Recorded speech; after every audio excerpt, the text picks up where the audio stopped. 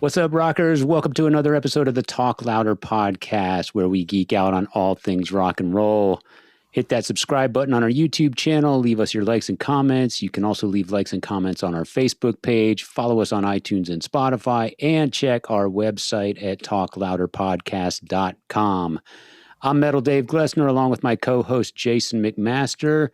And today we are honored to have one of the members of one of the founding forefathers of the new wave of British heavy metal. I think it's safe to say we've got John Gallagher from Raven with us today. I can't believe that we have basically one of my idols. I hope he's not listening. His voice, his singing voice, he might even get mad at me for calling it singing. Usually it's the other way around when you talk about a vocalist, right? Yeah.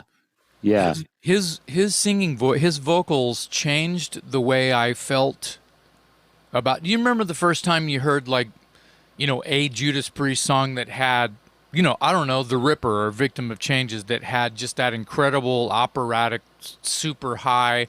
It's like, you know, it's like Who's Robert Plant, kind of a high note. Yeah. Yeah.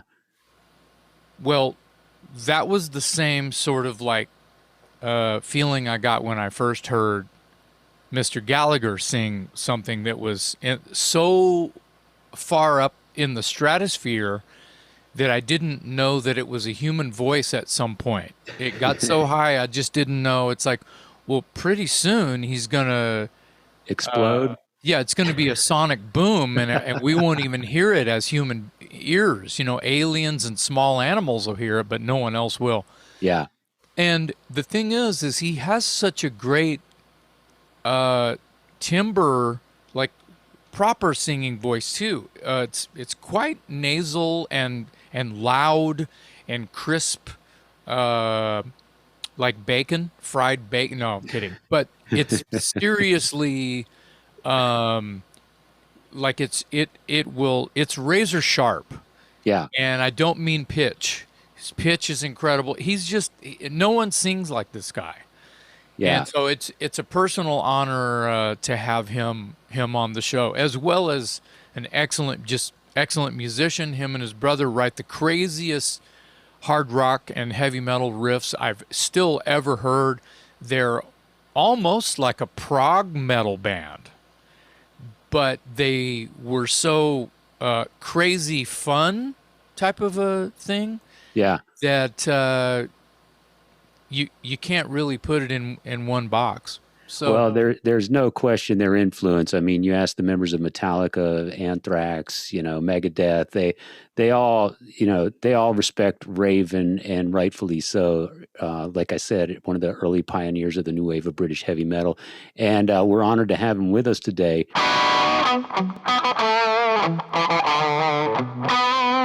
We don't often have one of the forefathers of the new wave of British heavy metal on our show. We have a lot of great guests, but you might be royalty. Yeah, you just make me feel old. That's all that is. I am old, but I'm not an old fart. We just interviewed, for an episode, we had Nigel Gallagher on the show. Nigel's a great guy. Yes. He's in your neck of the woods, basically, isn't he? Not anymore. Yeah, he's not back anymore. He's back in the UK. He left about a year ago. Oh, but he hopes to come back, and we hope to have him back. So, yeah, Nigel's a great guy and a phenomenal drummer too. Yes. Yeah. We toured with them guys about it's like 2018, and couldn't say enough good things about Saxon. Yeah. Always loved Saxon, but I mean, the people are they're real, you know, they're just great. Yeah. Proper gents. Yes. Yeah. I feel honored and lucky enough to say the same about you and your crew as well. See what $20 can get you? Yeah. Right. Hey, let's start off. You're not getting any more. That's enough. That's good. Yeah. Let's start off by getting into, what do you say when I say neat records?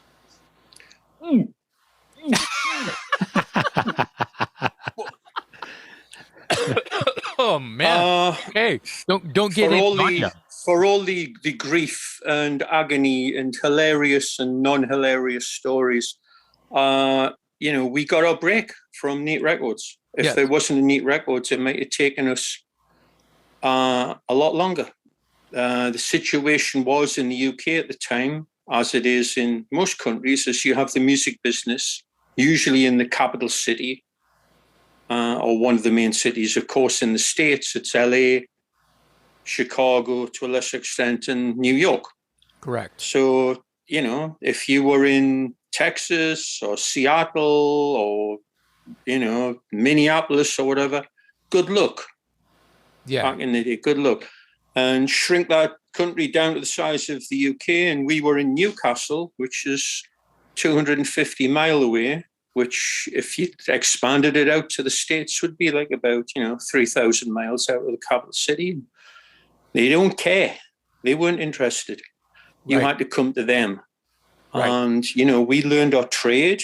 We, learned to be a live band. We learned to write. We learned to perform. We did our full thing. And then by chance, a local recording studio did a single for a band called the Tigers of Pantang. Yes. Who were smart enough to send it down to one of the music papers, Sounds, in London. Yes. And they loved it and gave it a great review. All of a sudden, people wanted to buy it. And of course, this was happening here and there all over England. And the manager of the Tigers came up to me after a gig and said, love the show. How would you guys like to do a single with Neat Records? And we're like, let me think about that. Yes. How old were you at that time? That was our sideways entrance into it, So Tiger's manager approaches you after a gig and you say, yes, I would love to record a single. Was that Don't Need Your Money, Honey? Yeah, we went in and we did a demo of 3 songs, just live on the 2-track, which amazingly enough, I just found 2 weeks ago. Wow. I've been looking for it for 40 years or whatever. Yeah. So that's in our back pocket for something coming out hopefully soon. We'll see what happens. But anyway, we did that. They liked it. I'm saying it was basically David Wood who ran the outfit. It was pretty much a shoestring, 1-horse operation. And we did Don't Need Your Money, and we did Wiped Out as the B-side. And from then on, it was like, strap yourself in, boys, you're in for a bumpy ride. Yeah. We went from playing clubs to, in a space of like 2 months, to playing with Whitesnake and Motorhead and Iron Maiden and Ozzy Osbourne and all this stuff, Wow, because when I think about what was happening over there, I'll just say late 70s, with the bands you just mentioned. I mean, maybe not Ozzy, maybe that was a year or and a half or two, maybe 2 years later, but I feel like as soon as I think it was Sounds Magazine included an article that probably had Motorhead, but it had Angel Witch and Diamond Head and maybe Saxon and maybe Tigers, and they may have even mentioned Raven, and I don't remember. We talk about Sounds Magazine quite a bit on this show. Someone had coined the phrase New Wave or British Heavy Metal, talking about your scene and how it's sort of like coughing up all of these bands. And it was, I mean, by 1980 and 1981, there were compilation records that silly Americans like myself could buy, heavy metal heroes that had just all of these bands from the UK on it. And I learned a lot about how just it was like an explosion.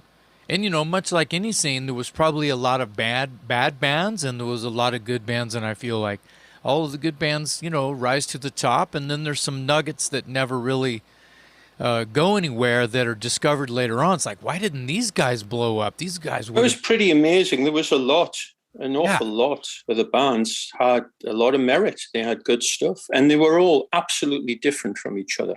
That's what was amazing. The only thing they had in common was the passion and the energy. Yeah. None of the bands were the same at all.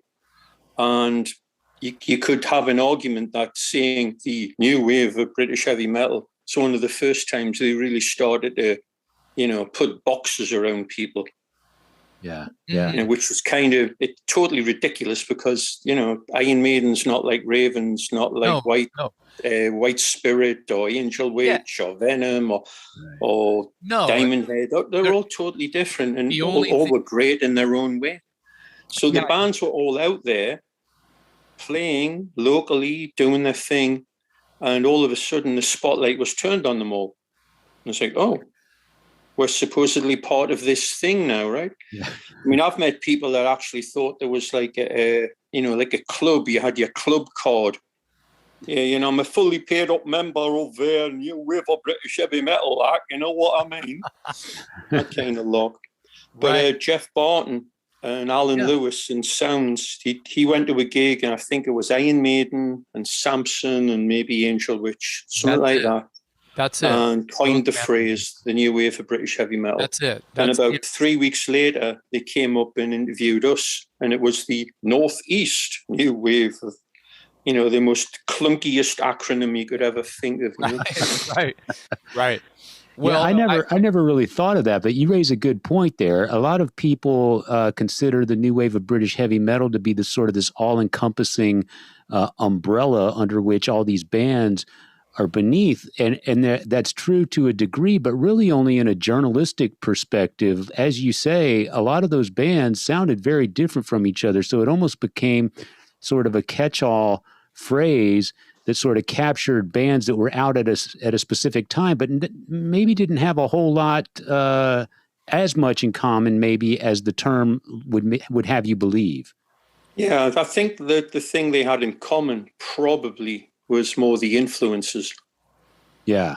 Where they all gravitated to usually the more exciting Deep Purple, Led Zeppelin, Black Sabbath, Montrose, Status Quo, AC/DC, Rory Gallagher, Wishbone Ash, even Genesis, ELP, all that stuff, because it was heavy. All that stuff was heavy. Yeah. There was no, like this is, death metal, grind, fart, black metal, blah, blah, all this rubbish, There was none of that. It was just, this is out of the norm, and it would be heavy or progressive. Would you say progressive in the sense of trying to do something different, One of the another scene that was happening at that time was punk rock, and I know, like, I don't know. Would you say that punk rock was at all an influence on Raven in terms of at least the energy, rather maybe not so much the music, but the energy and the presentation, or maybe not so much? No, I mean, we were already playing gigs. We were already smashing guitars up and throwing amplifiers into the crowd and jumping on people's tables. So when we saw the punk rockers, it was like, yeah, they've got the energy, but what else have they got? Yeah. I mean, and of course, you listen back now, and the Sex Pistols were brilliant. I mean, there's no doubt about it. They had an incredible, weird groove about the way they played the stuff. It was just a great rock band. Right. And they're like again, like any other scene, there was like maybe 4 or 5 really excellent bands that came out of that. Again, the energy and the passion was definitely there. I've always thought that Nevermind the Bollocks was a great rock and roll record.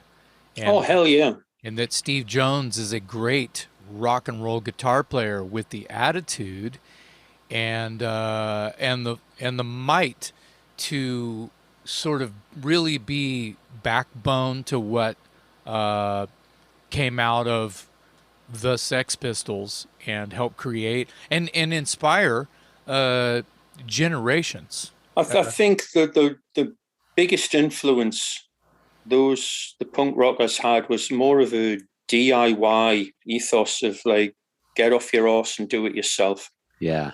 No one's going to come knocking on your door. You just got to go break down the doors and do your own thing. Yes. So, I mean, you'd read about these labels like Rough Trade. And again, all this stuff was in Sounds. And, you by osmosis, you would take this stuff in, you'd have an idea of what was going on. Yeah. Let's go back before your record deal. You and your brother formed the band in '74, and rock and roll has a long tradition and history of brothers forming bands. You've got AC/DC, you've got the Kinks, all the way up to the Black Crowes, the Oasis guys. But with that relationship comes a lot of fighting and bickering and arguing, and in some cases that drives the band, and in some cases it's just a thorn in your side. How would you describe the creative relationship between you and your brother, as far as forming the band, and did you guys fight constantly like some of these other brothers in rock and roll, or were you more at peace with each other? I think we fought an awful lot more before we started the band. So we any arguments or whatever, we would just take it out on the instruments. The band gave you dong. So the band gave you a common goal. Absolutely. Yeah. I mean, and we have a lot of common influences and a lot of different ones. And it's much like the way we play together. It meshes to make something bigger than just the two parts, Yeah. We've really worked hard on that over the years, to the point that you don't even think about it. He'll play a riff and I won't play boom, boom, boom, boom, boom. I'll play something that complements it. Correct. That's got music in it. And it's like another part of the riff, the other side of the coin, and yes. And it's, we only have two instruments like that.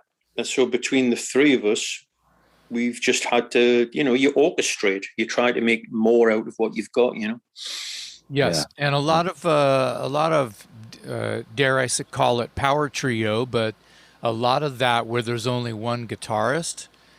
A lot of the great bands work that way, where you're orchestrating the parts of the song, so everyone's just not. I mean, if the singer sang the same note the bass line is and the same note that the guitar is chugging on, that's not even a song. That's just everyone following the leader. Right.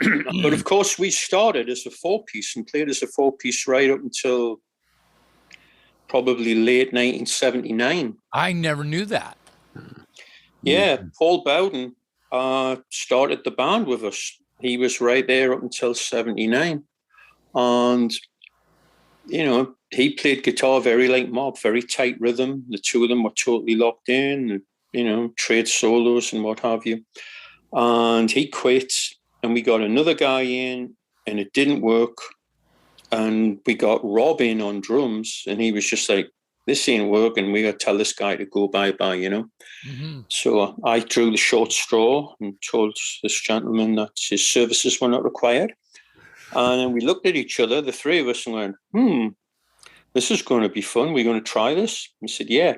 And instantly, it made each of us such a better musician. I'm so glad. There's absolutely there's no safety net. Yeah. You've got to look out for each other. You have to cover an awful lot more sonic real estate. And, if you screw up, it's dreadfully obvious, Yeah.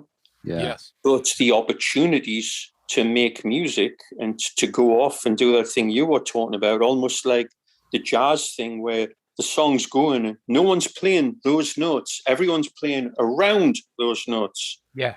So the song's there and everyone's playing around it. And that's where the magic is, Yeah.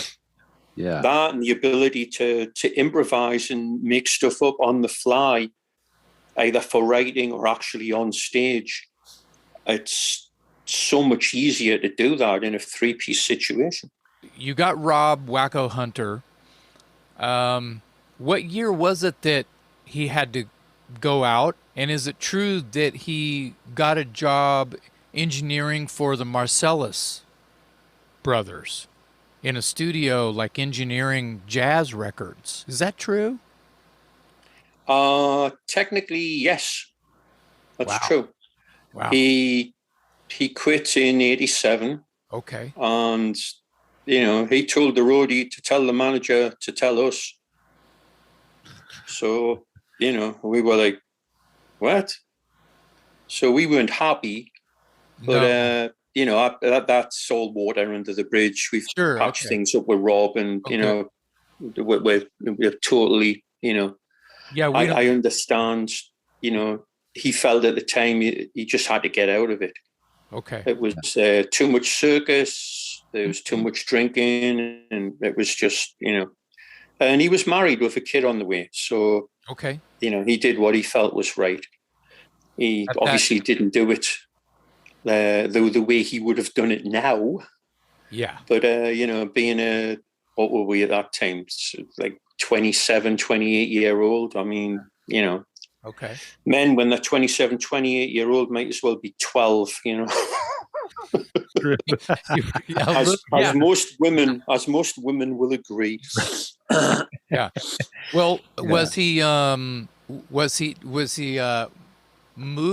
planning on moving to the States? Does Rob live in the States? Yeah, we all live in the States. We all lived in the States since like 84. Wow. Okay. So not long after you got your Atlantic deal? Yeah, well, we came over in maybe January 84 with the idea. We came over lock, stock and barrel with all our equipment and everything to tour until we got a major deal and got a major agency, like a booking agency deal. And it took most of that year. And, we went home for Christmas and we came back, and then we went home for Christmas and we came back, and, eventually it was like, I guess we're living here. Right. So let me ask you, as a native of Britain, what was your first impression of America when you came here? I would imagine it was a bit of a culture shock. Was it? Oh, absolutely. This was like TV come to life. Weird. Yeah. I mean, you arrive at JFK, and we got picked up by a friend of Johnny Z's, a guy who had like one of those, like the taxi type cabs, like from the TV show. Yeah. And, it was one of those glorious sunsets over Jamaica Bay. We're driving through there and you see Manhattan, and it's just like unbelievable. Yeah. Unbelievable. And then the whole thing of seeing more of it the following year when we toured and, going across the country and seeing it all. Yeah, I mean, it's for a bunch of kids from Newcastle. I mean, I didn't know anyone had been to America. Yeah, yeah. And most of the people I know didn't even go out the country for holiday. So, that was back then. We came from a background, very blue collar. No one was above anyone else. Yeah. At all. There was maybe a couple of kids who were poor, but everyone else, the parents worked in factories and whatever, and it was all social, economic, all, equal playing field, very much so. Mm-hmm. Yeah. So to come and see, come to America and actually see some people with a greater, lifestyle and a lot of money floating around here and there, that was quite eye-opening as well. Yeah, I would imagine so. It's the story you tell via Dave's question makes a lot of sense when I landed first time Heathrow and see London the first time. It's very much like, wow, this is just like the postcard, so there was a little bit of that going on when I were to visit, new places like that. I feel like when Johnny Z picked you up, were there plans to there were already plans in place to tour the All for One record? Well, what had happened was he'd got in touch, and Dave Wood said, I've got contact from this guy who says he's got the biggest import record store on the Eastern Seaboard in the States. He wants to bring you over to play a show. Like, and the problem is, what? Yeah, let's do it. And then it was like, we got like 4 or 5 other shows. You can be playing with Anvil. Like, excellent, let's do it. So we came over and played the show, the Halloween Headbangers Ball at the St. George's Theatre in Staten Island, New York, which was amazing. Then we played like 4 or 5 shows with Anvil around the tri-state area. And it was like, we'll come back next year and we'll do a full tour, do a headlining tour. Great. Excellent. You're legendary for not only for your own career and making your own mark, but you had Metallica as your opening act on the Kill 'Em All for One tour. And not a lot of bands get to say that because nobody's open. I mean, Metallica hasn't opened for anybody probably since Raven. So what was that like at that time? Because obviously Metallica wasn't huge yet.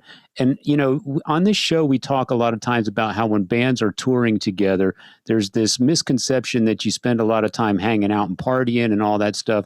But the bigger the bands are, the less likely that is. However, I'm going to argue that maybe back in 1983 or 84, whenever this tour was taking place, you guys maybe did have a lot of time to socialize together. Did you guys sort of have a camaraderie during that tour? Oh, yeah, very much so. I mean, it would be hard not to. I mean, it was 17 people in a 6-berth Winnebago, basically. I mean, it was so bad. Half the time we traveled in the back of the truck with a couple of mattresses thrown in, Ouch. But no, we got on with them great. I mean, they were kindred spirits. We were a gang. They were a gang. Yeah. Very much so, Yeah. And I mean, it was interesting to see that they soaked up. I mean, Lars is a very smart gentleman, and he was watching. He watched everything and listen, learn, ask questions, They did all that because there's a radical departure from their first album to the rest of their career. Yes. Yeah. There really is, and a small part of that is from them watching us. Yeah. A small part, as far as arrangements, as far as how to perform and interact with an audience. Yes. This was their first tour. They hadn't played an awful lot of shows, but they were quick studies. Yeah. Put it that way. But it was great. It was great having them.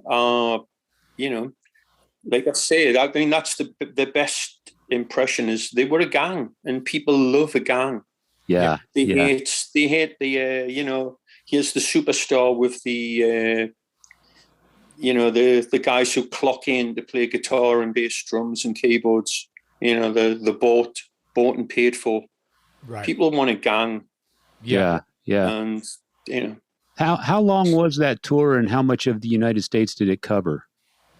It was about 6-7 weeks. We started off in Jersey, went into New York, went up to Connecticut, Boston, up to Buffalo, Rochester, which was with Motorhead, which was hilarious. Yeah, so Motorhead were touring, so we just slotted in as openers for Motorhead. Oh yeah. The show got cancelled. I remember we were hanging out somewhere in upstate New York at a hotel. I've got lots of silly photos. Then we went to Chicago, which was phenomenal. Hung out in Chicago for a few days, and for some reason drove all the way down to Arkansas and played about 3 gigs in Arkansas, which was very strange. And that was a very off-planet part of the tour. Yeah. So Chicago was, did you play the Metro, right? That's right. Yeah. And then Arkansas, did you play like a gutted gas station or two, or were they proper venues? We woke up and came out, and we were in a huge natural bowl with a stage at the bottom with totem poles on it and insects the size of small helicopters. And it was called, I kid you not, Bald Knob Amphitheater. I've seen that on the tour posters that you can, you can see. Yeah, I recall that Bald Knob. Yeah. Well, So that was hilarious. We were in Texarkana, which is down the main street. On one side, it's a dry county, and on the other, it's all bars. That was pretty funny. Me and Lars did a radio interview, and the guy was talking about heavy metal as he held the heavy metal album cover under the desk and was like, yeah, so you guys, heavy metal, I mean, Don Felder. And we're looking at each other like, what you got under there?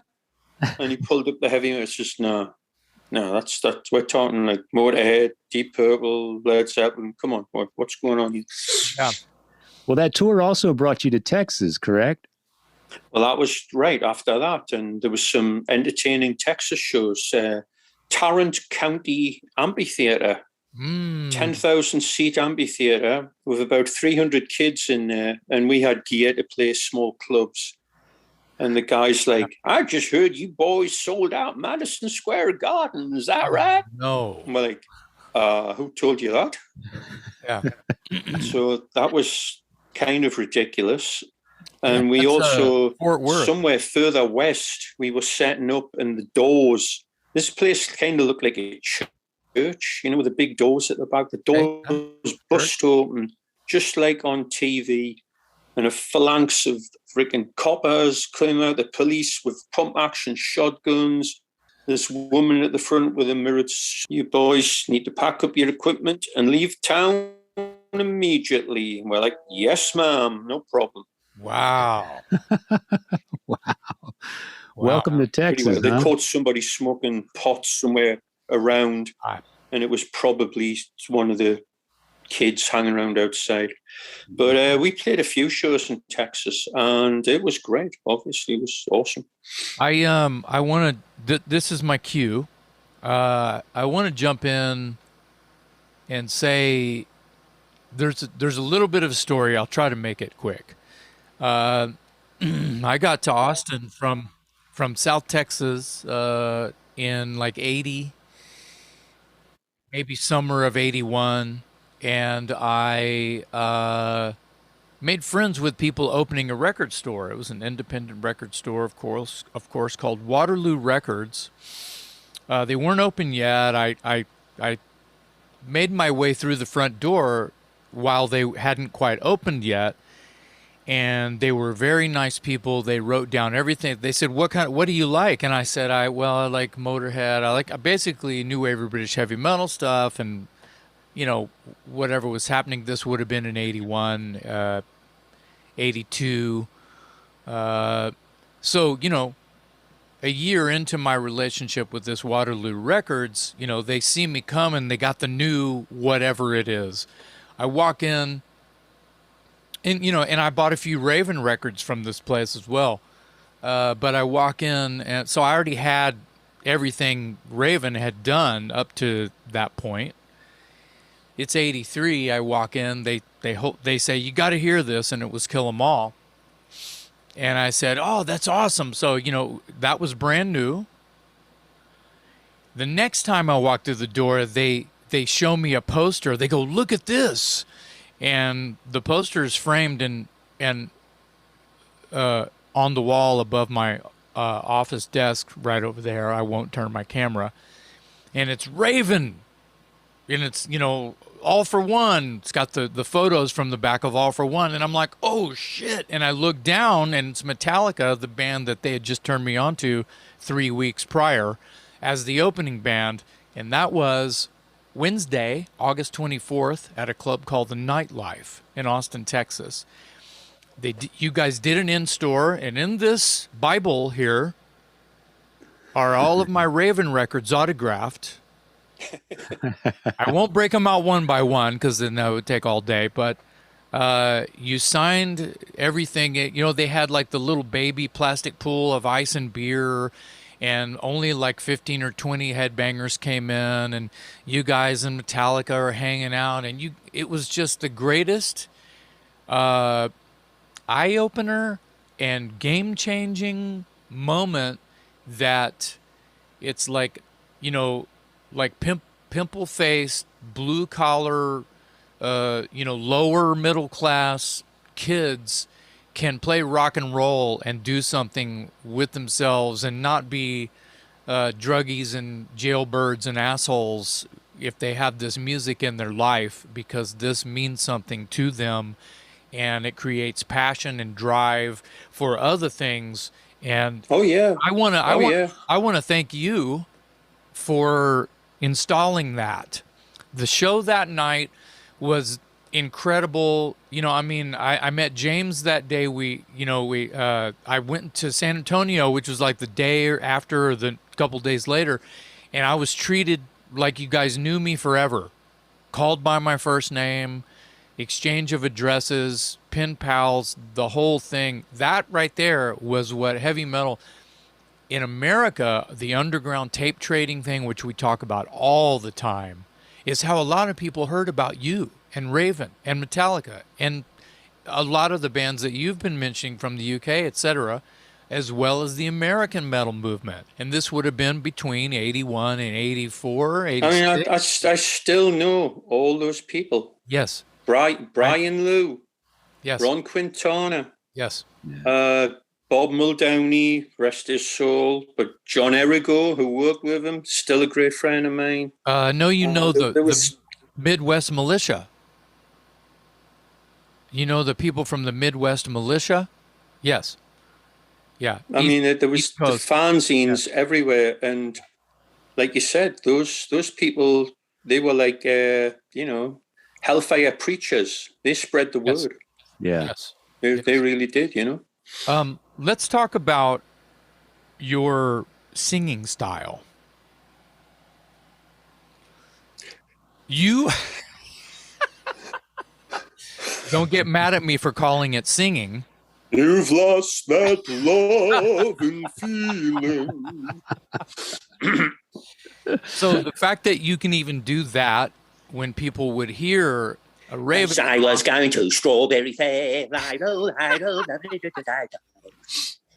So the fact that you can even do that, and then the Righteous Brothers tune, and then hear you do what you do with your own music,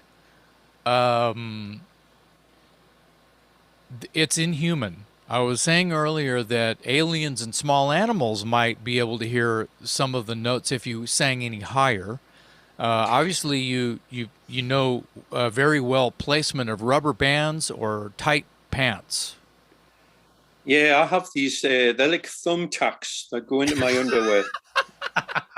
And I have a couple of straps that I pull at the opportune moment, and it enables me to reach ecstasies of pain which produce noises higher than bats. Yeah. So you had a pair of underpants made from a bed of nails. That's it. Yeah. Don't try this at home, kids. Yeah. Don't try this at home, kids. It's not worth it. Let me get somewhat serious here. When I heard "Rockin' Till You Drop," all of the songs on that, I mean, I think I got "Rockin' Till You Drop" and then Wiped Out because I had heard about you. You know, I had to catch up a little bit, right? The band I was in covered a couple of songs off that record, "Faster Than the Speed of Light." We did "Wiped Out." I've been covering your songs off and on what I feel like my whole life at this point.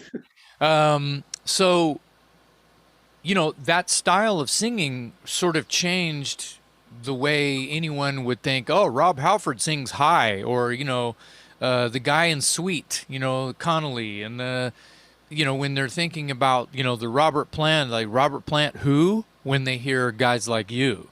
So it's not about singing the high note, because in this same sort of like gobbledygook of vomitous glee I'm giving you, I want to say that you have tone.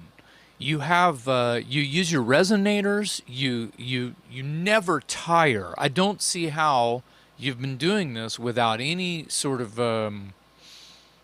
falling out or losing your voice or hurting yourself, because it's almost like violent. Touch wood. I mean, the amount of times I've blown my voice out is like, I can remember twice. Amazing. And it's usually when you get sick. If you get the, you know, like flu or a bad cold, it really screws with your pitch. Yes. We played, it was actually the day Cliff died. Oh no. We were playing 2 shows with Yngwie Malmsteen, and I had like no voice. Mm. And the other day was in 1995. We were in Japan recording a live album, and I had no voice. I couldn't talk, and I walked on and just like, help me out here, big guy. And somehow I was able to get through it. And of course it was recorded, which is like insane. Somehow I got away with it. But Wow. they're the only times. I mean, that was so funny because we're like, oh, well, we'll go in the studio tomorrow and we'll fix the bad parts. And when I went in the studio the next day, it was just like, it was like, well, what you see is what you get. That's the way that one is. Well, and do you find it sometimes when you record something and you're like, well, this is going to be shit because my voice is shot and I know it's shot, so it's going to be shit. And then you go in and listen to it.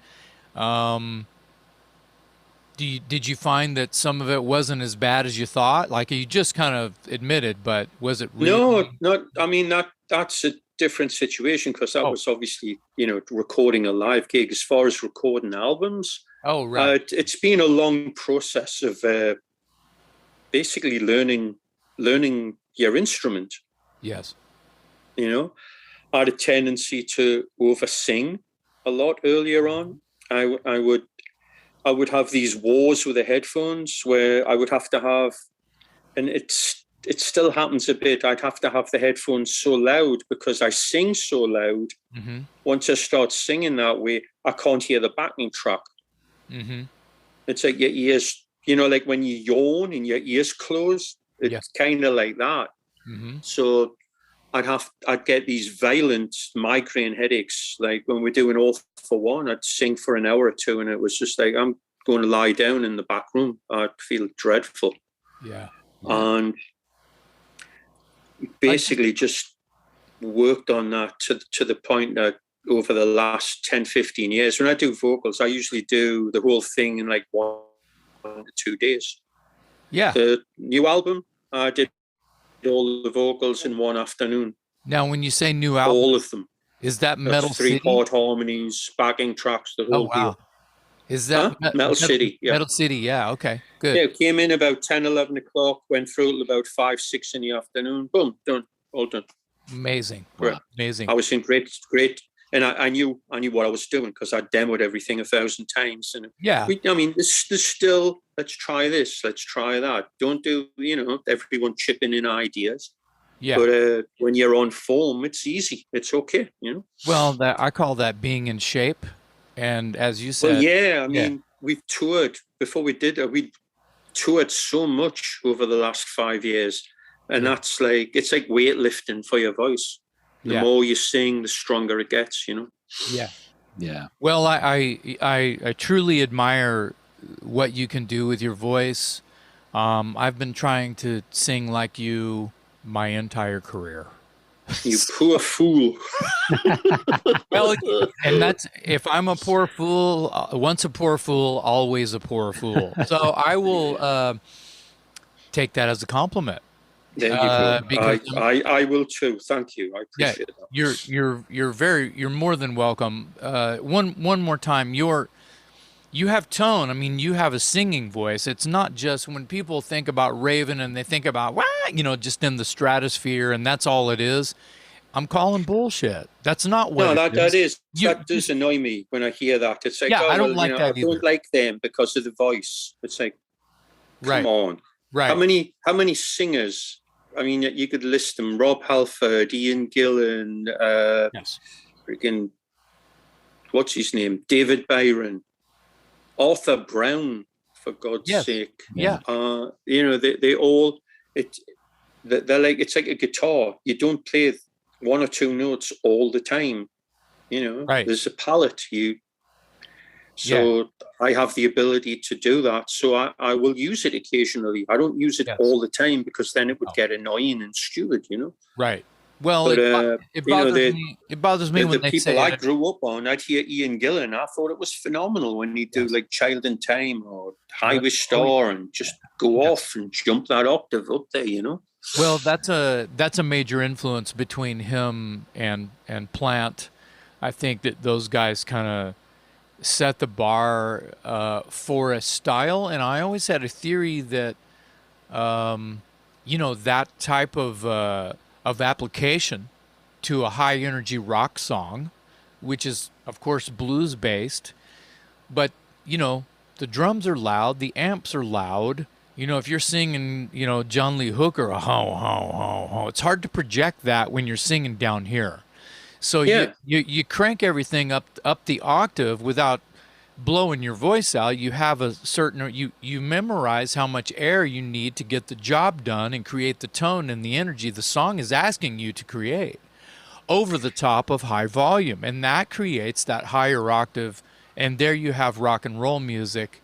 Yeah, it's just one of those things. It's like flash guitar or flash bass or flash drumming, and it's almost like flash singing. Yeah, you're going to put a little bit of icing on the cake there occasionally, Yeah. What about your whammy bar bass? How many people in the world have a whammy bar on their damn bass guitar? How many people? What have I got here? 1, 2, 3. I've got 4. Okay, show off. I know you. Okay. But how many? Oh, now he's going to give us a tour. I'm going to show you it.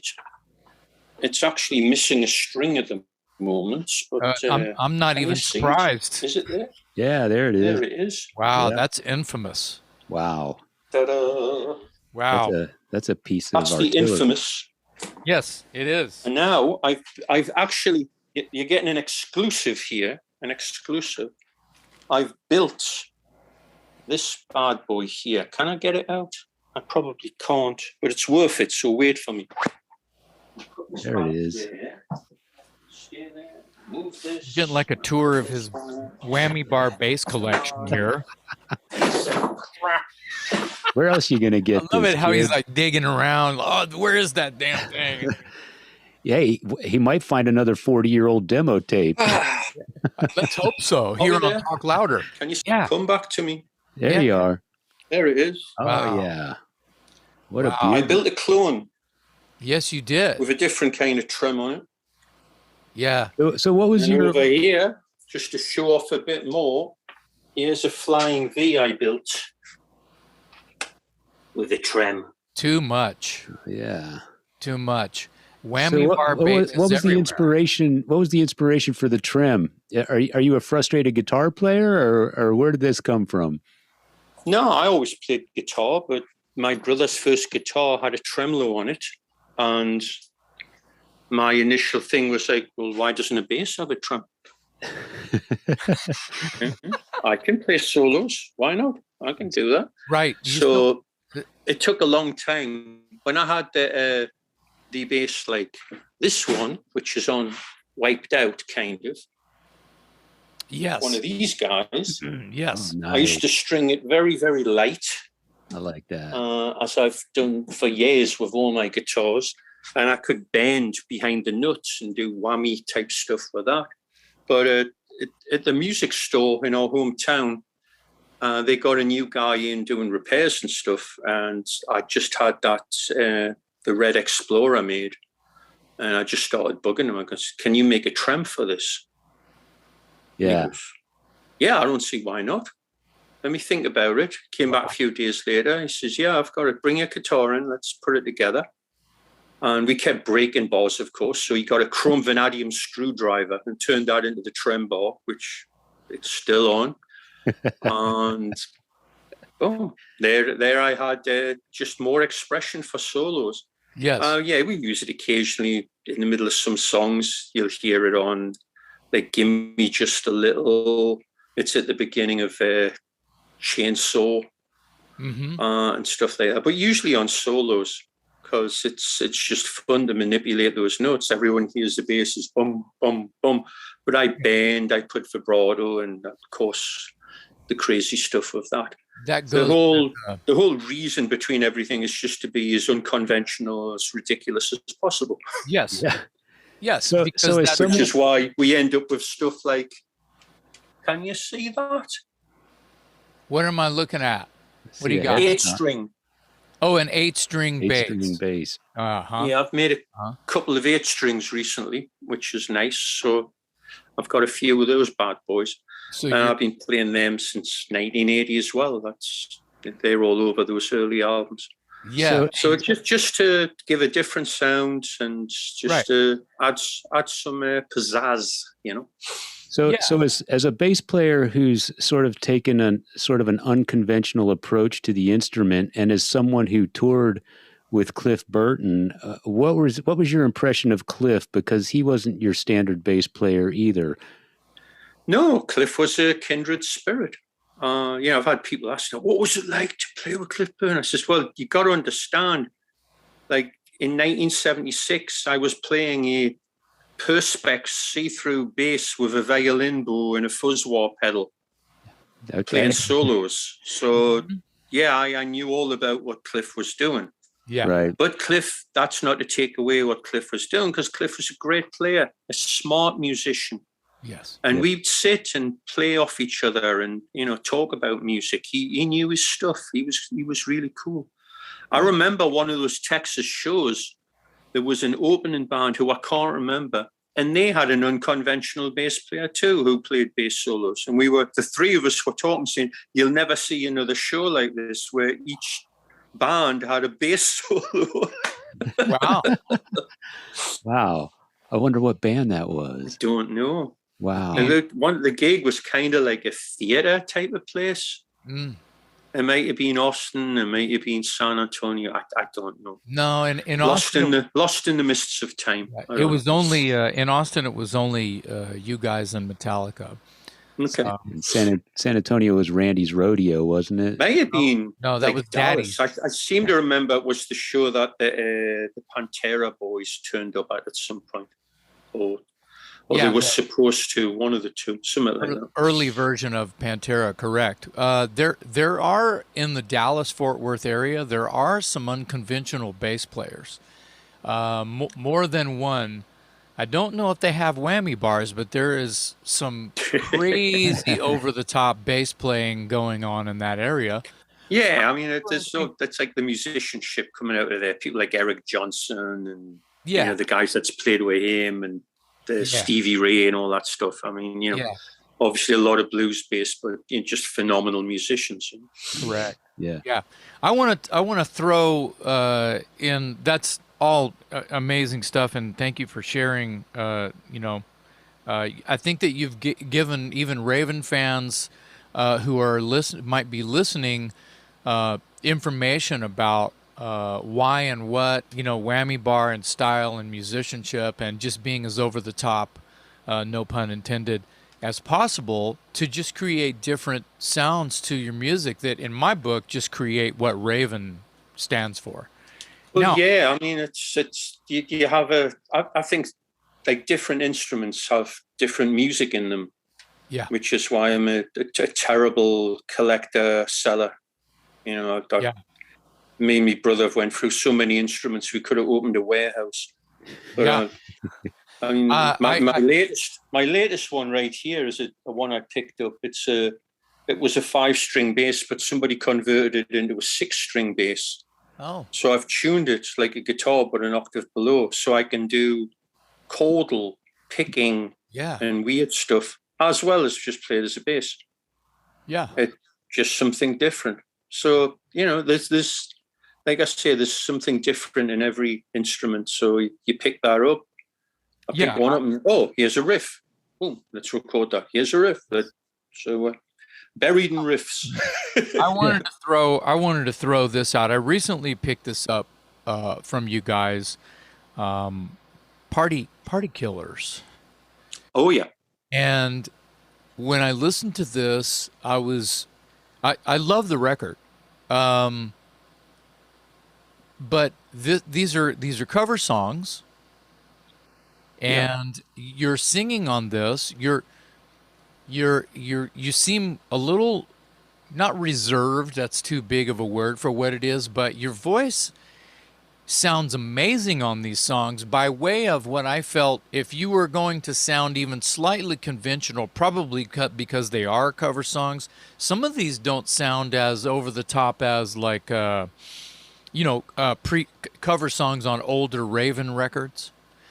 The Sweet, song you guys did and the action and you know, that sounds like Raven to me.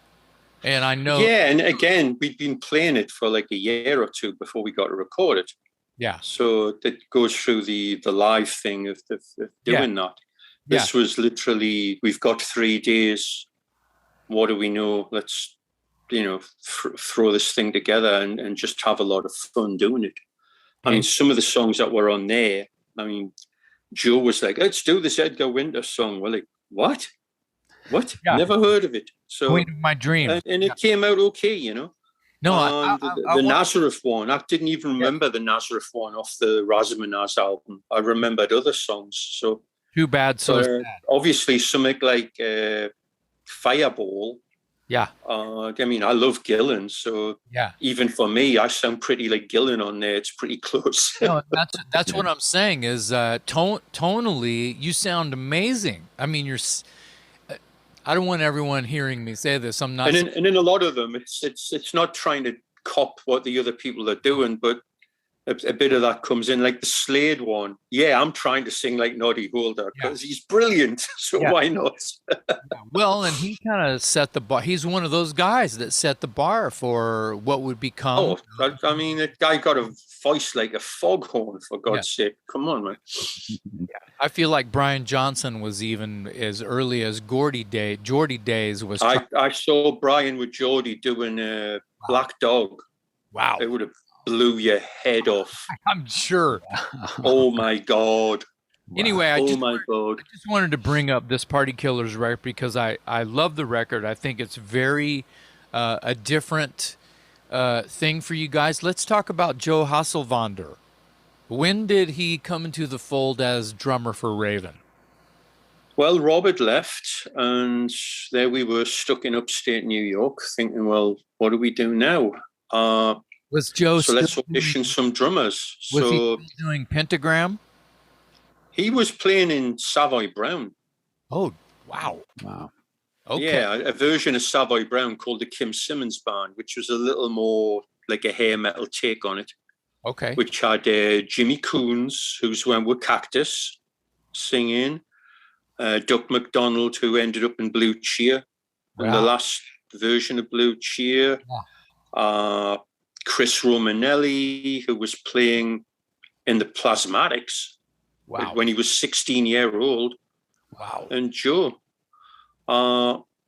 So we were in this house that we were staying in, upstate New York. These two girls had this huge house and they used to rent out apartments to musicians. So we ended up there because it was cheap and we were on tour all the time.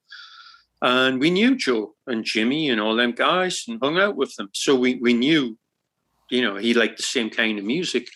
So we were trying people. And I mean, we tried the guy from Celtic Frost. It was a bust. He had no background on what we liked at all.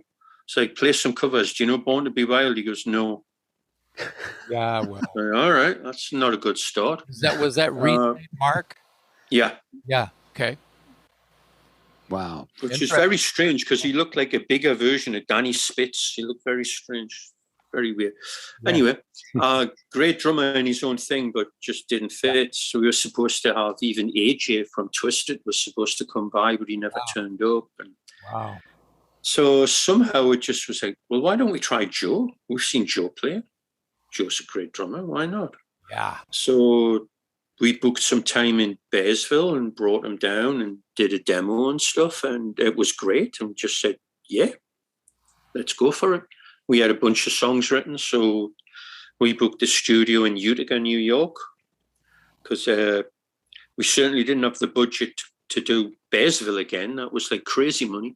And got Joe in and off we went. You know, we recorded the album, immediately went out on like 4 or 5 dates and found out what a complete lunatic he was, you know. What record was that? What was Joe's first? That was Nothing Exceeds Like My Breasts. That's right. I mean, like excess. Yeah, that's right. That's right.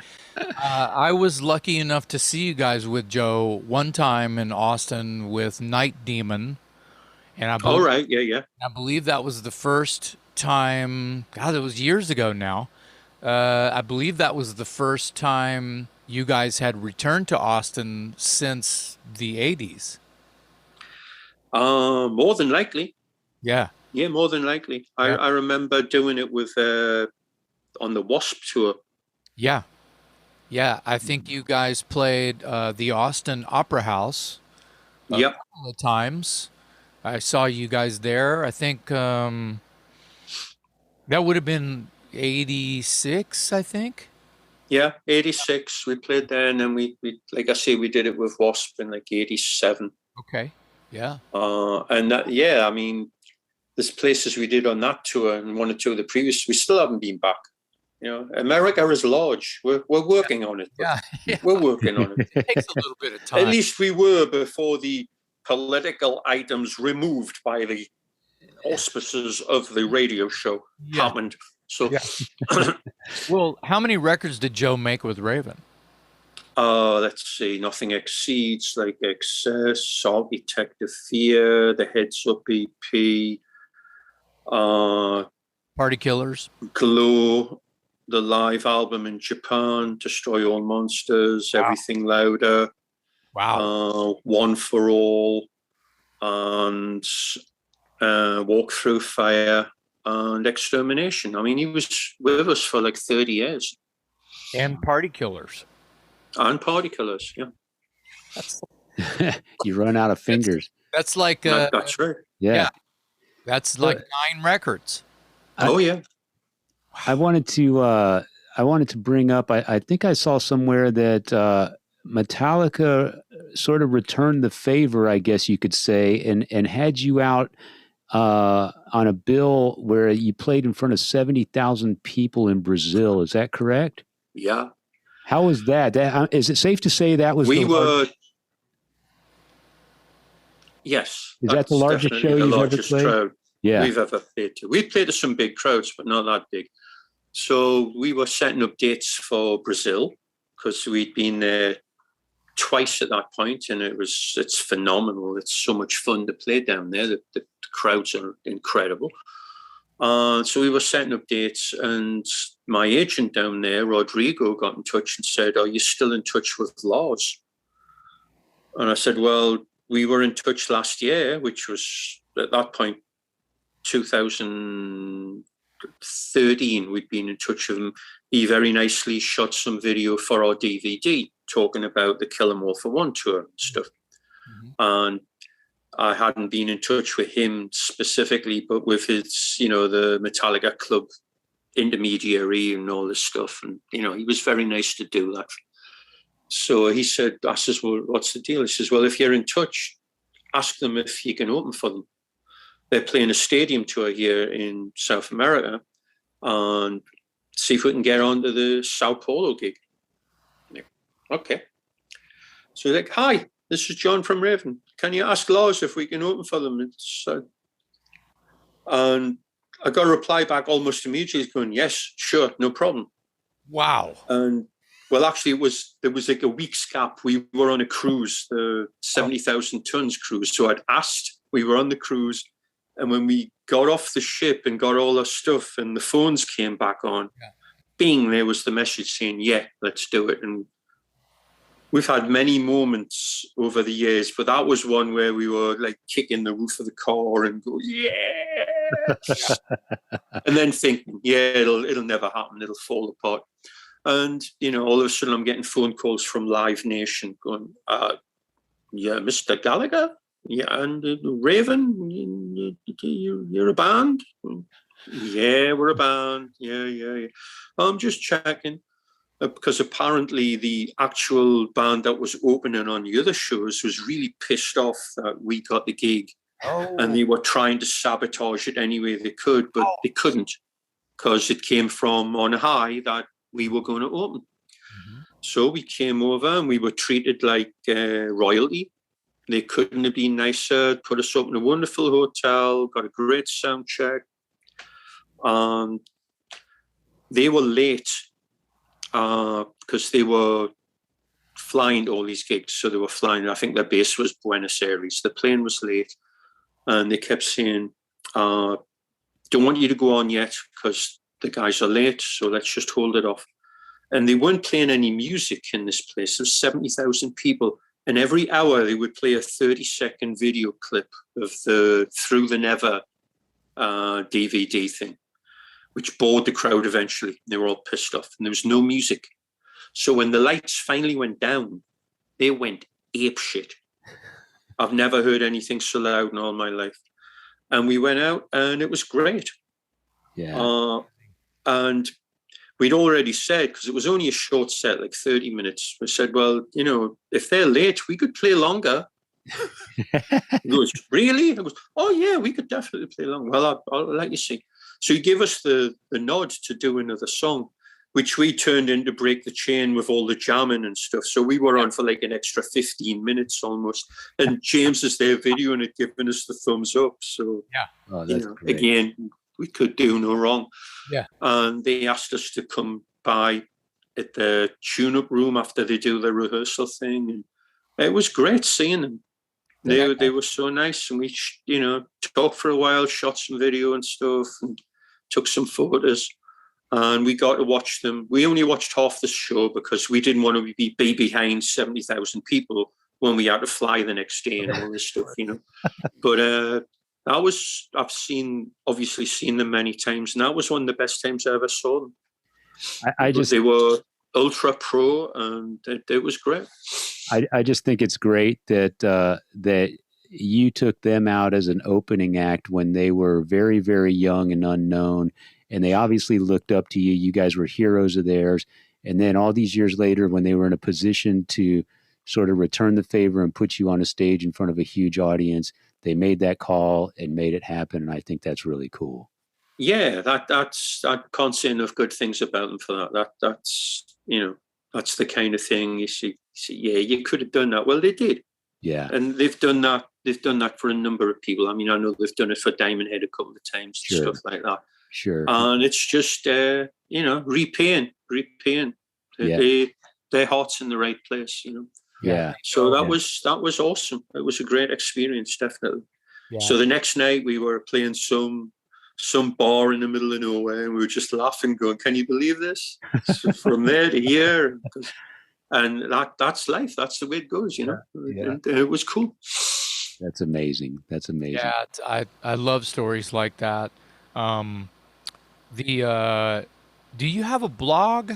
Do you have like a sort of a blog that you do? I've been doing a thing with this the promoter in Japan. I haven't actually started. I did start one like 2 days ago. I've been doing them occasionally. It's almost as if I was writing a book and I was just like pulling random stories out of my head and just writing a chapter about it. And it was a lot of fun. And where can they basically gave me the confidence to say, yeah, at some point, I could definitely write a book. I mean, I know I've got the stories, but just the technical putting it together, and I'm reasonably good at writing. I've got a good command of English, and so I have a wealth of ridiculous stories. So, it's a winner all down the lane. Let's talk about your brother real quick. I didn't want that to get away. I mean, I don't know you as very, very well, but if it be okay, I call you a friend, and I know that you're going to be okay with that. But I don't know you well like I eat dinner at your house. But not yet. We're coming by next week. Not yet. But I got to say, you and your brother just seem to be very special people.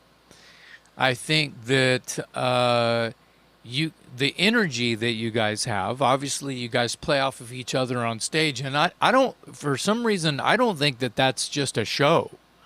I think that you were saying earlier via Dave's question about, you guys were beating each other up until you had music to beat up on, the energy you guys have off stage after a gig or, a day in the studio. I'm not trying to say, do you get tired of each other? I'm trying to say, How do you guys keep up that energy? How do you guys always have a good, taking a piss out of a moment and making it a great time when it sucks? Or Well, that's what that's all about. You know, you physically would not be able to do what we do if you approached it with a shit attitude, and if you were just like clock in and like, oh God, I got to sit on the bus and do this and then get up and do that. No, we live and breathe this stuff. So it's like that. When I try to talk to people who don't, they're not rock and roll or they have no idea. It's like, remember the school trip when everyone was G'd up to go on the school trip, and if it was one where you stayed overnight. Yeah. We've got to do that for the last 47 years. Yeah. Where we ran away with a circus, man. We're out there roustabouting. That's what it's all about. I feel like you guys ran away with the circus, and eventually you took out the Grand Master. You stabbed and killed and buried the ringleader of the circus and said, "What? What ringleader?" And you guys just took over the whole thing. Uh-oh. Yeah. That's right, Colbert. Fair dinkum. We take over the whole thing. That's the way. Thank you. That's what I'm talking about. Totally. Where is your brother right now? He is over at the house where I was. Oh, okay. All right. Yeah, we're renovating this property out here. Oh, and, cool. So we make it look nice and then burn it. Yes. Just for the hell of it. Are you guys in you guys are in Virginia, correct? No, actually I'm down in Florida. Oh, really? Oh, you pulled up state. Do you still have family in Virginia? I don't own nothing. Please. I do not have the proverbial pot to urinate into. Wow. Yeah, I was divorced 4 years ago, so there you go. But I'm doing good. Yeah, I'm all good. He's still got his bases. I've got lots of bases. Yeah. They're multiplying. My God, they're taking over. So John, I wanted to ask, since we're speaking about your brother, if we go back to your childhood, if we go back to the Gallagher household when you guys are kids, what's the moment when you and your brother discovered rock and roll and realized that this is something I want to pursue? What was the moment? Well, there's two moments for that. One of them was we went on holiday to Spain in like 72, maybe 71, 72, which was a big deal. You know, my dad saved his money. We flew to Spain, got there. They had the worst storms they'd had in 40 years. So half the holiday was under a torrential rainfall. He was pissed off. But in the hotel, they had the dinner. You know, you had your meal, and then a band played. And they had masses of equipment. And the guitar player was playing a Strat, and he had a coiled cord, and he was playing with his teeth and behind his back, and the wah-wah pedal, and they're doing the whole Hendrix trip. Wow. And we were just like... So Mark got a classical guitar because we were in Spain. And we got it back, and we'd be borrowing it, fighting over it. I'd be tuning it down because I wanted to play bass. And him and Paul came up one day and just said, "We're going to form a band, and you're going to play the bass." And I'm like, "Yeah, let's go." Love it. And then the other factor was going to our first real concert, which was in 1973. It was Slade. And the opening band was the sensational Alex Harvey Band. Oh, yeah. And between those two bands, we were ruined for life. Faith Healer. Faith Healer, The Temptation of St. Anthony. The whole deal, man. Phenomenal. Wow. He walked out, the crowd couldn't have cared less. Mm. And by the end, he had them in the palm of his hand. And then Slade were just phenomenal as well. How do you think, what is your version of, let's talk shop. What is your version of, okay, you walk out and you give a gung ho and then no one responds. Half the crowd's got the back to you. They're waiting for the headliner. How does John Gallagher of Raven turn that around and put them in the palm of his hand by the end of your set? I just wanted to hold these up real quick, these Alex Harvey records. I'm sure you have these. The live album's the best, man. That's the one. Yeah, I got to get the live. It's always the live records. So how do you do that? We used to play the clubs, the working men's clubs in the northeast of England, and the audiences were vicious but fair. So they'd hate you until they liked you, and when they liked you, they'd love you.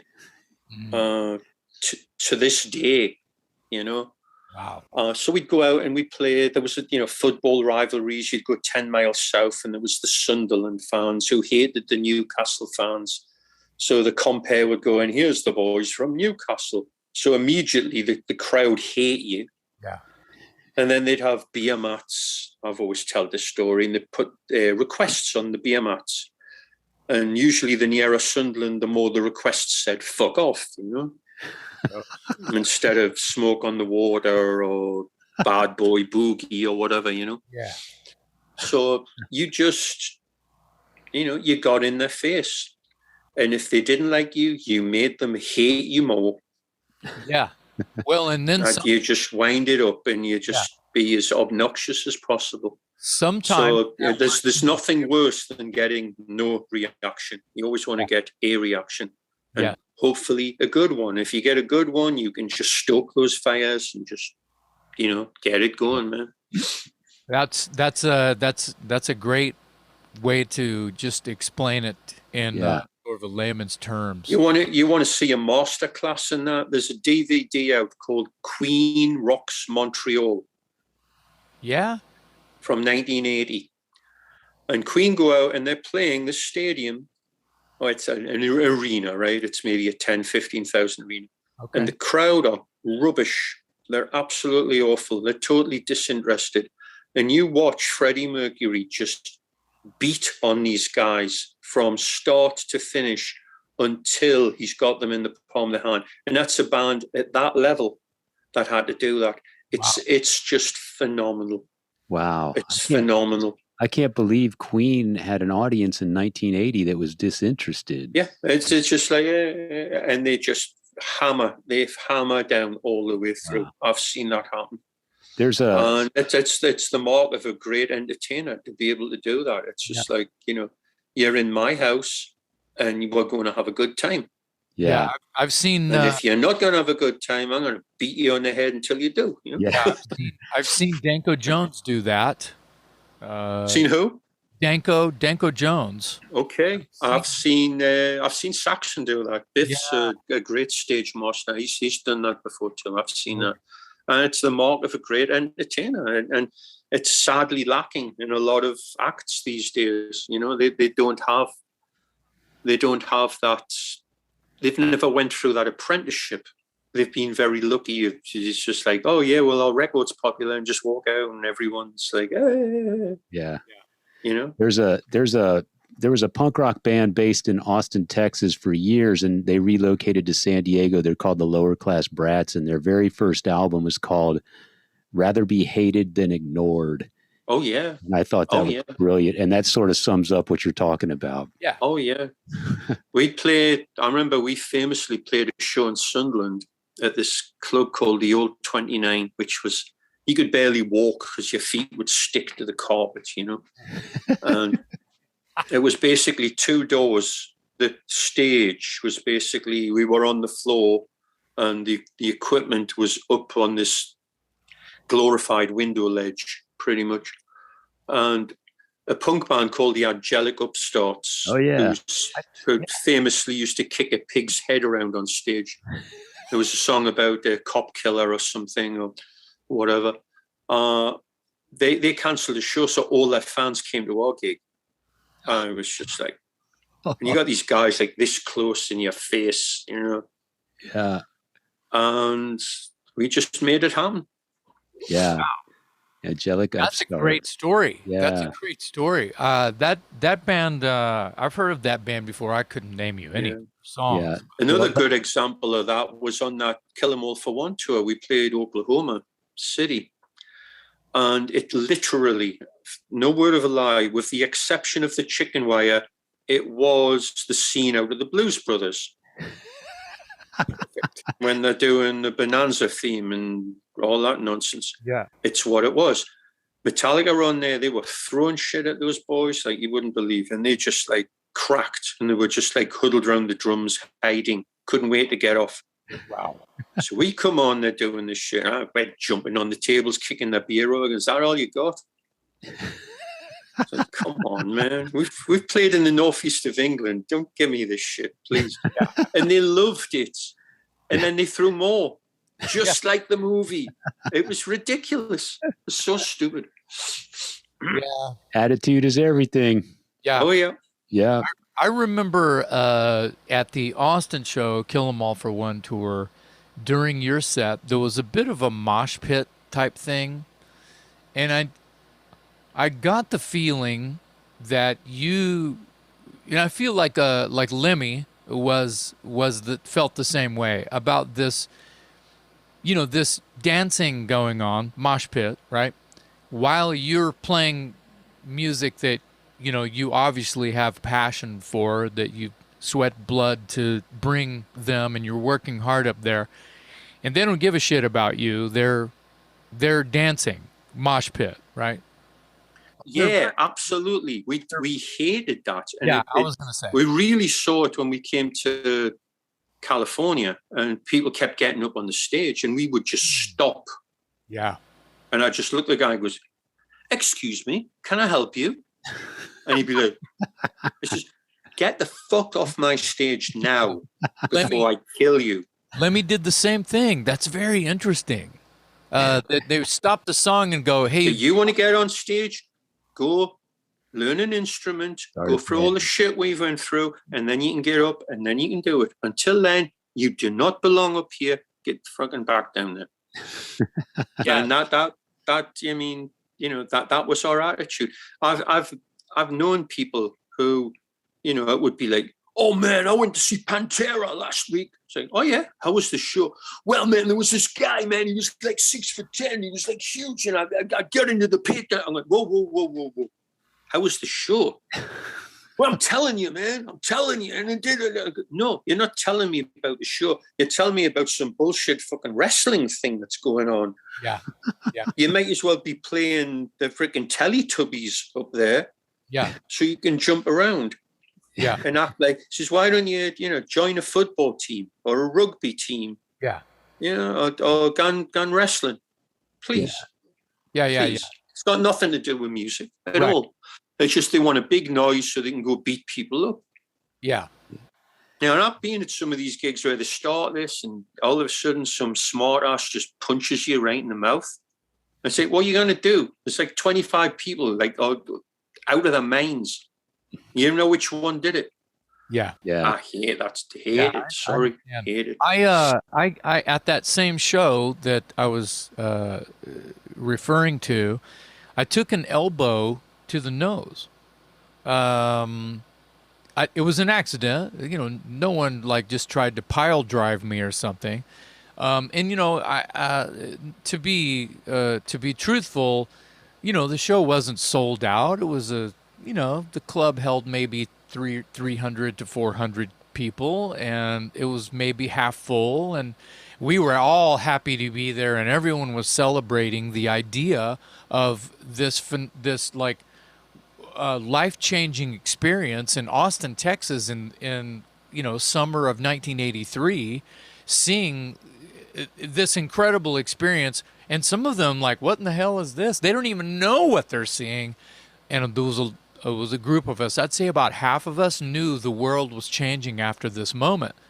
Back to my thing. Sorry, I had to glorify again because it's no. It's a very, very big deal. Anyway, it took an elbow to the nose, and it took me out. I was like, okay, you know, because I'm singing along with Raven and I can't believe my eyes and ears and da da da da da. And I turn around and douche, I'm like, okay, lights out for a second. And I sort of faded back to the wallflower area and then ended up, you know, you guys ended and thank you, good night. And I went out on the dock. There was a loading dock in the front because it's an older warehouse district where you guys were playing downtown Austin. And it was an empty lot across the street, which my buddies from San Antonio, they were called Slayer. They had a band called Slayer, but from Texas. I remember hearing about that band, yeah. Yeah. And we were all over there. James came and had beers with us before the show. It was like, we didn't even ask him to come over. Hey, what's up, guys?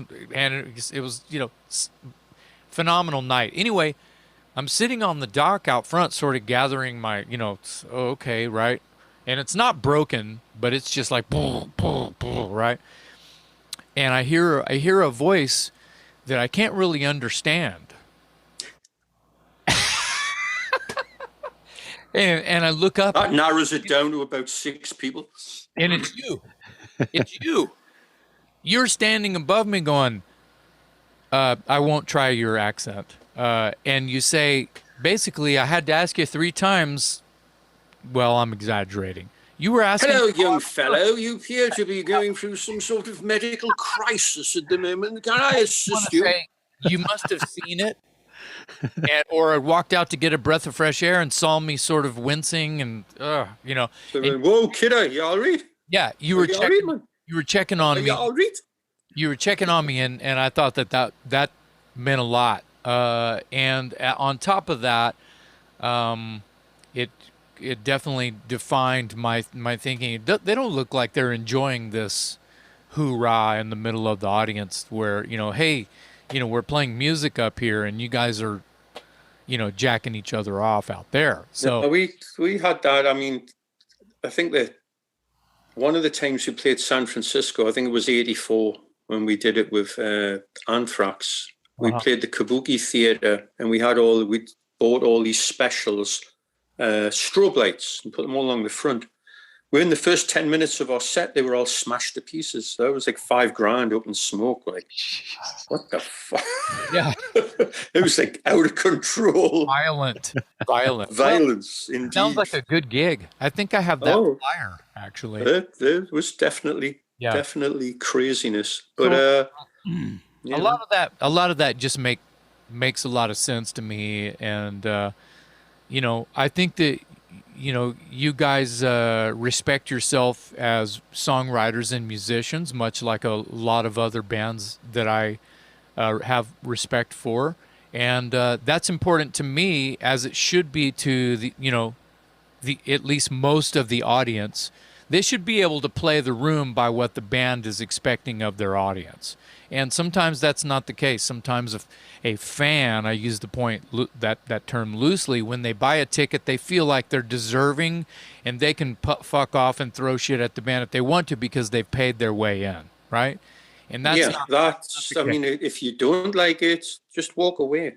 You don't have to ruin it for everyone else. Or even if you think don't be the asshole that's throwing stuff at the band or trying to be a smart ass calling them out. That's just, I mean, we had to go through that when we did that tour with Wasp and Slayer. So we were opening and it was all, you know, these pimply faced 13, 14-year-old Slayer fans who used to think it was fun to spit or throw 9-volt batteries and stuff like that. Yeah. And we used to open with a song called Overload, and it had kind of a break right before the guitar solo. Mm-hmm. And after a few shows with us, we just like stopped down tools and I'd climb over the crash barrier and stand on top. And I had the mic and I'd go, okay, who's first? I'll beat every one of you pimply-faced motherfuckers right now, one at a time. Who's first? Wow. And they'd back off. They'd think these guys are out of their fucking minds. We're not going to mess with them. And they'd back off. Yeah, this Englishman's going to take out a stick and take us all out in one kung fu swipe here in a second. Yeah, I mean, the whole concept is, of course, absolutely ridiculous. But just because somebody was calling them out, they go, oh, you know? Yeah, well. It's totally ridiculous. Yeah. So, you know, The most recent was a tour in, when was it? It was 2016, same tour. You'd seen us when we played Austin with Joe. We played a show in Reno, and they were literally building the stage. Like, what the hell? So we went away, we came back, it was finished. They had like shag carpet on the stage. Oh. So halfway through the gig, Mark trips and just goes, you know, like a bowling ball straight into the drums. Boom, it's all gone. Takes like 10 minutes to set everything back up again. I mean, and this guy keeps getting on the stage and he's taking selfies and he's getting his friend taking, and he thinks it's clever. And at the end, he's up there jumping around with us. And it's like, yeah, off. Mark's like, get off. So he pushes back, goes, what do you mean, get off? Uh-oh. Let me show you. Yeah. Down tools. Between me and him, I just remember seeing this guy flying through the air, landed on his back 6 foot down like a crushed bug. Mm-hmm. Well, the funny thing is, through the website, over the last, what's it now? It's about 5 or 6 years ago. I still get the occasional email from some guy who's pissed off about that. Oh. Wow. I want to throw this in. Let's talk about Mr. Mike Heller. Yes, Mr. Heller, the whirling dervish. Unbelievable person, unbelievable drummer. I don't even remember when it was, but it was long before his now years with Raven. I recorded with a young Mike Heller. I don't know if he's told you that story. No. I think he was at college and he had this prog metal band, and they made a video of the song I recorded. They were big Watchtower fans. They emailed me this track and I sang on it. They'd send me the lyrics and and that was my introduction to Mike Heller. We stayed in touch. He was in Fear Factory for like a blip of a moment, and the next thing I know, he's telling me he's in Raven.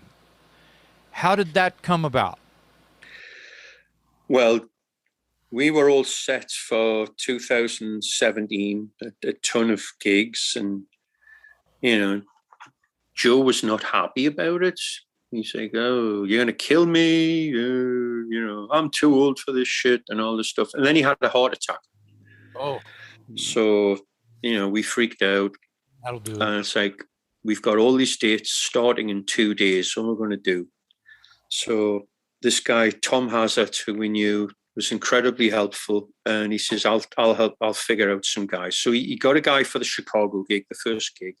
Then we had 3 gigs on the East Coast. We had Jersey, we had Baltimore, and we had Delaware. And he said, I've got this guy, Mike Heller. Okay. Yeah, he's played with Fear Factory. Okay, great. So the Chicago gig, we had 4 hours rehearsal with this guy, Jimmy Mess, who was great, did a great job. We did the show. And, you know, stress-free for us. We were like, hey, this is fun. You know, because things, to be honest, things in that department hadn't been fun for a while, you know. So it was really cool. We get to Jersey, we fly there, I get the car, get in, get to the gig. We meet Mike for like half an hour before the gig. We talk about it. He's plotted everything out. So we talk for half an hour. We get on and do the show. And it's flawless. And we're like, what? Yeah. We're talking afterwards. And Mark said, why did you play this like this? And he goes, well, that's what the record site was. Says, all right, tomorrow night, throw that shit out the window, do more of the crazy stuff, speed it up. He goes, really? I was, yeah, really. So the next night was 1,000% better than the first night. And then the third night was 1,000% better than that. And we were just like, you know, we know you can't do the European gigs we're doing and all this, but let's talk when we get back. Yeah. So we went and did this festival in Europe, and we did a 11-day tour with Hyrax opening up for us there, which was great. We had the drummer from Kill Ritual play with us. Great guy, great drummer. And for the festival, we had, what's his name, from Annihilator. Fabio, young kid, brilliant drummer, great. So anyway, we got back and said, mate, we got all this stuff coming up, European tours, American tour. You in? Goes, yeah. We're going to do some new music. Yeah, we've got a lot of new music. And that year, that point was what, June? We did 150 dates from June in 2017. Wow. That's a lot of work. That's the most dates we'd ever done, ever. Yeah. And it continued like that until the P word happened, you know? Right. Well, I'm extremely happy that you found your guy and that it was... No, because he's got the best attributes of Rob and the best attributes of Joe, but he's got his own crazy take on it all. And he's technically formidable, as the Europeans would say. Yeah. But he's musical with it too. And it's just, it's great to be around someone who's positive, 100%, and just gung-ho all the time. Yes. And it's, you know, you can hear it in the record, in the Metal City record. It's just like, yes. You know, we knew it would be good because of the material. We'd written the material, we knew it would be good. But putting him on board just took everything, like a rocket ship up to another level, you know. Are you going to do any catch-up anytime soon as far as touring and October, finishing out some... Should be. I should be hearing any day now about what's going on with that. So yeah, okay. We're doing a festival in 2 weeks in Belgium. Okay. The Alcatraz, which is excellent. We're looking forward to that. And then October, it was going to just be 4 or 5 dates, but we just told the agent, blow it out. Let's go for it. Let's make a real tour. It's been too damn long. Let's do it. Are you headlining a festival in Chicago? Yeah, at Reggie's. That was the first gig that was coming up, and we had a few around there. And it was just like, well, it's a long way to go just to go there and then come all the way back here. Let's put a gig on the way up and a gig on the way back, and maybe we could add a lot more gigs. Because it's what you do. I just want to say this has been an incredible journey. I feel like we could talk another 2 hours. I wouldn't want to do that to you, but listen, I cherish you, and you are a major game-changing musician. Your band is a game-changing band. Your style is bar none, never boring, never holding back. I don't know how you do the vocal stylings that you do. It's an incredible conversation that we've had here today. And where can people buy all your stuff? It's available everywhere, right? Are any of your records out of print? Yes, some of them are out of print, and I'm working very hard to getting back the rights to everything. Yeah, basically. well, we started. There are certain multinational corporations who don't want to part with certain rights, even though they're supposed to under law. So I'm looking at alternate routes of doing it, but I really want to do the full box set deal on all our early albums. And like I was mentioning earlier, we've got some phenomenal extra material and stuff, and you know, the people can have like essays or whatever, video people talking about it. We've got the photographs. We can make it a real immersive experience and do it right, you know, do it right. Yeah. I get really disappointed when I see somebody license, you know, Rock Until You Drop for the 400th time. It's just the same. It's like no different than last time. So, you know, we have a circus full of stuff for just about all these records, which is really, I keep finding great stuff. Like, you know, I found a tour rehearsal from 1985, board recorded all the way through. It's like, what? Yeah. A demo from 1978. Wow. Yeah, you mentioned that. Listen, going, what the hell is this song? Who's this? Right. Studio talk from the Stay Hard album. Wow. Just Mark going off. Mark, when he's doing guitar solos, just he'll go off and do comedy, and it's just priceless. Wow. Yeah. Absolutely priceless. It's the funniest shit you've ever heard. I'm not. I mean, just for instance, the one stupid one on the Packers back stuff. He's there, and we're all in the control room. He's just like, "Thank you. It's really good for you all to come in and tune into to the radio tonight to listen to the show. We really appreciate it. And if you tune in tomorrow night, you're a fucking idiot." Well, I think that should be our outro for Talk Louder. Oh, it's just silly, just very, very silly stuff. Good time. But you know, that's you know, we have that childlike ridiculousness about it, but we're deadly serious about it at the same time. You know. Yeah. Well, John, I want to echo what Jason said. We really appreciate your time today. The history that you have is just incredible. You've been so influential on so many bands that we've grown to love, and there's a lot of people out there that love a lot of bands that don't even realize they were influenced by Raven. So hopefully this podcast will educate some people because you're certainly worthy of that recognition. And we wish you the best of luck moving forward.